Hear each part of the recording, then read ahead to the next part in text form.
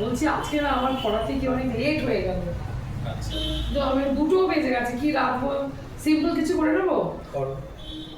মাছ ডিম কিচ্ছু কিন্তু পাবে না, ঠিক আছে, কোনো অসুবিধা নেই। ঠিক তো? হ্যাঁ, নিরামিষ তো ভালোই লাগে।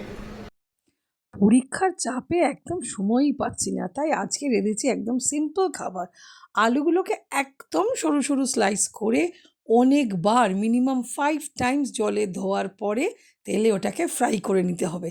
এদিকে আমি কি করেছি, মুগ ডাল নিয়েছি, তার সাথে পেঁপে আর আলু সেদ্ধ করে নিয়েছি। নিম পাতা, কাঁচা লঙ্কা সর্ষের তেলে ভালো করে ভেজে গুঁড়ো করে রেখে আলু সেদ্ধ দিয়ে মেখে নিয়েছি।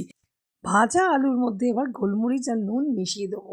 হয়ে গেল আলু সেদ্ধ মাখা, আলু ভাজা আর ডাল সেদ্ধ পেঁপে দিয়ে। অনেকদিন পরে খুব ভালো খেয়েছি আজকে। তাই? নিরামিষ, হ্যাঁ নিরামিষ এমনি ভালো লাগে, মাছ মাংস আর ভালো লাগছে না খেতে।